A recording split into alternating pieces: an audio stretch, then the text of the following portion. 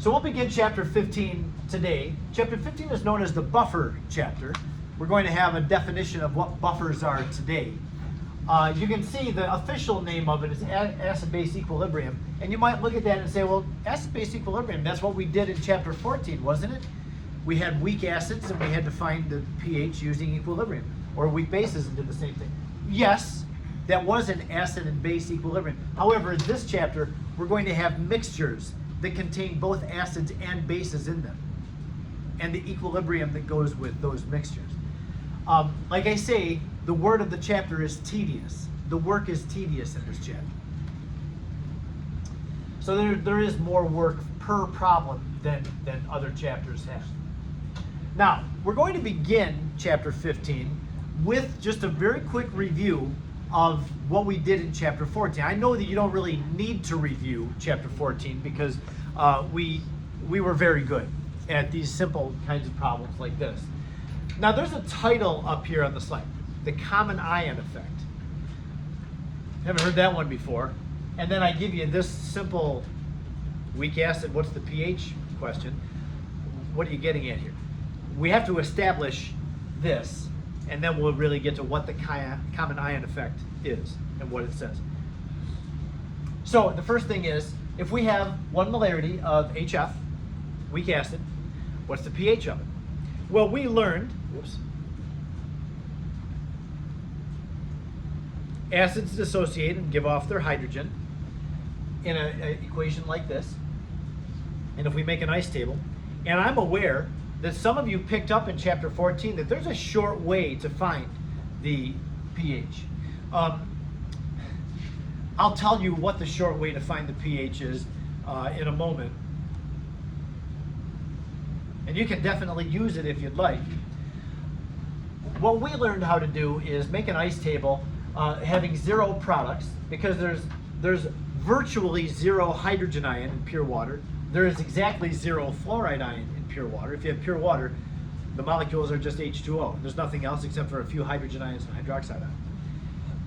But then this HF gets put in. So initially there was no fluoride ion. So this reaction has to proceed to the right to make some of these products so that it can come to equilibrium. That means the left side goes down by some amount, the right side goes up by the amount that we call X. So at equilibrium, the amount of hydrogen, or HF, is 1.0 minus X. Then hydrogen and fluoride are both X. Now we're asked for the pH, so we have to find that value. And then we'll take the negative log of it. Now the Ka is not given here. Anybody remember the Ka of HF? Did you use it enough that you remember it? 7.2 times 10 to the negative 4. You may memorize that by the end of this chapter. We use this a lot in the problems that we do. Yeah, some of the Ka values you use enough that you'll feel pretty nerdy remembering them and not having to look them up. But that happens. So yeah, we find the Ka by taking the products over the reactants, and we're going to solve for X because we know the Ka value. The 5% rule, use it every problem. We will not use the quadratic formula one time in this chapter. So that minus X term we can just ignore. All right, now we can see that we would solve for X by taking the Ka times the initial concentration of the acid, then take the square root of it. Now really, we've done all this work, and hopefully you've done enough of these problems by now that you can see every single problem we're solving for X the same way.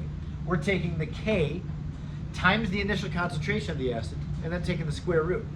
So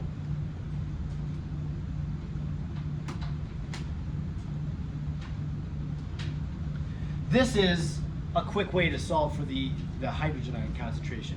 If this, as long as you just have a simple weak acid or weak base, this is our shortcut. X is the square root of Ka times the initial HA.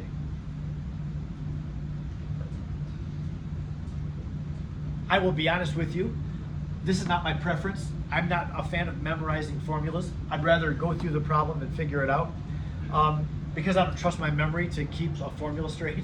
Like PV equals nRT, that one kind of rhymes, you know, and we can remember that, but This one, I don't trust myself to remember, even though it's pretty simple. But some of you, can. And so you can save some of your ice table time and just do that.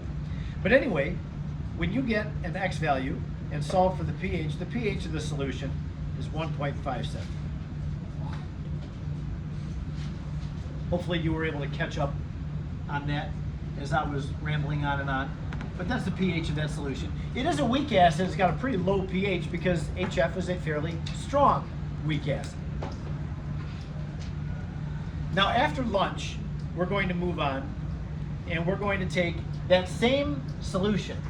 It says now consider a mixture, the same solution, that HF solution. Now it's going to have 1 molarity of sodium fluoride added to it. Now how would you categorize sodium fluoride? Is that sodium fluoride an acid, a base, or neutral? It's a base. Yes, because the fluoride ion is the conjugate base of HF. So you're going to have now, in this case, a mixture of a weak acid mixed with its conjugate base. And there's a healthy amount of both. So when we do the equilibrium for this, we still have to figure out what the pH is, so we need to know the hydrogen ion concentration. But we have an initial concentration of HF, which we did before, but there's also some of that product present. Now this is why it's called the common ion effect. How am I doing for time? Almost. There's two processes that have an ion in common. There's the dissolving of sodium fluoride, so that produces fluoride ion. And then there's the dissociating of HF. That produces fluoride ion. So there's two processes forming fluoride. We have to account for both of them. We call this the common ion effect.